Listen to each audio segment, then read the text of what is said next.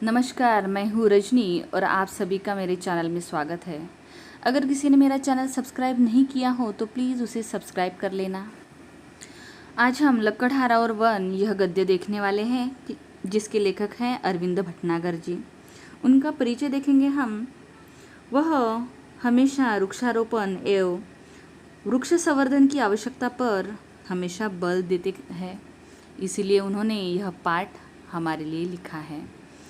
इस गद्य में पात्र है जो कि लकड़हारा, लकड़हारे की पत्नी, भगवान और एक हरा भरा पेड़। अब कहानी शुरू होती है। पेड़ को देखकर लकड़हारा बोलता है, चलो आज इसी पेड़ को काटे, इससे आज की रोटी का इंतजाम हो जाएगा। पेड़ की डाली काटते हुए कुल्हाड़ी उठाई और कुल्हाड़ी हाथ से छूटकर पानी में गिर पड़ी।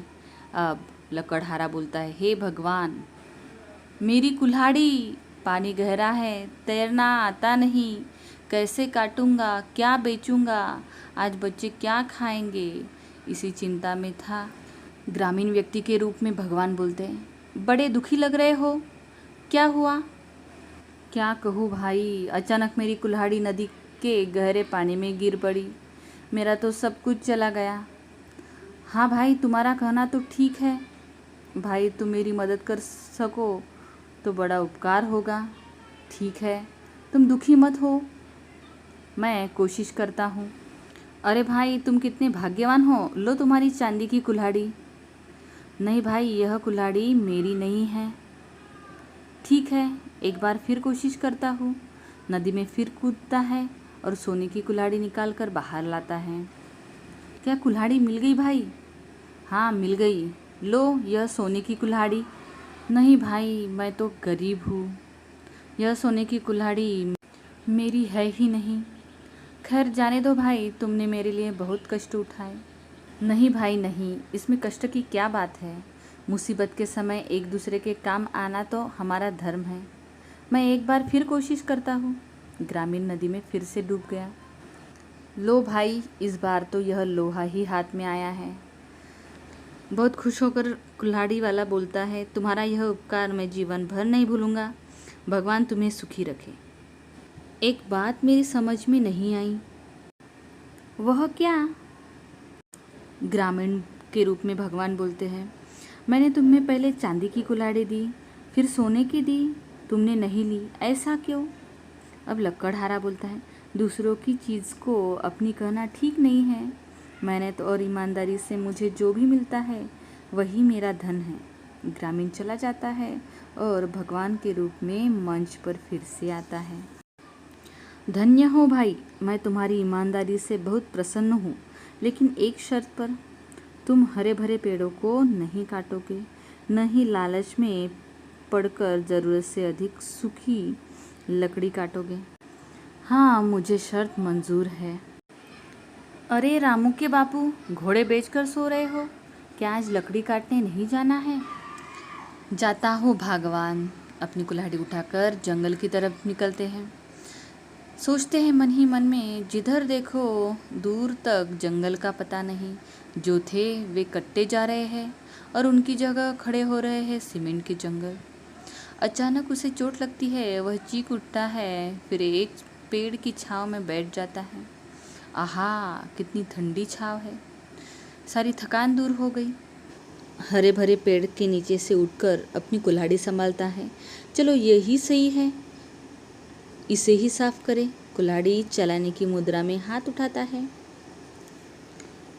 पेड़, अरे रे, यह क्या कर रहे हो? लकड़हारा चौंक कर, कौन? अरे भाई, यह तो मैं हूँ। लकड़हारा, कौन? भूत भूत। डरो नहीं भाई, मैं तो पेड़ हूँ, पेड़। लकड़हारा आश्चर्य से, क्या तुम बोल भी सकते हो? पेड़, भाई मुझ में भी प्राण है, तुम मुझ बेकसूर पर क्यों वार कर रहे हो? तो लकड़हारा बोलता है, तो क्या करूं, 4 बच्चों को पालना पड़ता है, यही एक रास्ता है रोजी रोटी का। पेड़, अरे भाई, अधिक बच्चे होने के कारण परिवार में दुख तो आएगा ही, पर तुम कितने बदल गए हो। तुम यह भी भूल गए कि मैं ही तुम्हें जीवन के लिए शुद्ध हवा, पानी और भोजन सभी कुछ देता हूँ। यह तो तुम्हारा काम है, इसमें उपकार की क्या बात है? मैंने कब कहा उपकार है भाई? पर यह तो तुम अच्छी तरह जानते हो कि बिना हवा के मनुष्य जिंदा नहीं रह सकता। उसे सांस लेने के लिए शुद्ध हवा तो चाहिए ही, और हवा को शुद्ध करने का काम मैं ही करता हूँ। ठीक है, पर मेरे सामने भी तो समस्या है। यदि तुम हमें काटते रहे तो ये बेचारे वन्य पशु कहाँ जाएंगे? क्या तुम अपने स्वार्थ के लिए उनका घर उजाड़ दोगे? लकड़हारा: तो फिर क्या मैं अपना घर उजाड़ दूं? मेरा मतलब यह नहीं है। यदि तुम इसी तरह हमें काटते रहे तो अच्छी वर्षा कैसे आएगी? और एक दिन लकड़हारा बोलता है, तुम्हारी बात तो ठीक है, पर अब तुम ही बताओ मैं क्या करूं? पेड़: कम से कम अपने हाथों, अपने ही पैरों पर कुल्हाड़ी तो मत मारो। कभी हरा भरा पेड़ मत काटो, उन्हें अपने बच्चों के समान पालो ताकि चारों ओर हरियाली छाई रहे। लकड़हारा हामी भरता है। उसी समय पर्दा गिरता है, यानी यहाँ पर दोनों भी कहानियाँ ख़त्म हो गई। और इस दोनों भी कहानियों से हमें सीख मिलती है, हमने अगर एक पेड़ काटा हो तो उसकी बदले हमें 2 पेड़ लगाने चाहिए। दोस्तों, अगर मेरा वीडियो आपको समझ में आया, अच्छा लगे तो प्लीज़ लाइक, सब्सक्राइब करो और प्लीज़ गाइस शेयर पक्का करना।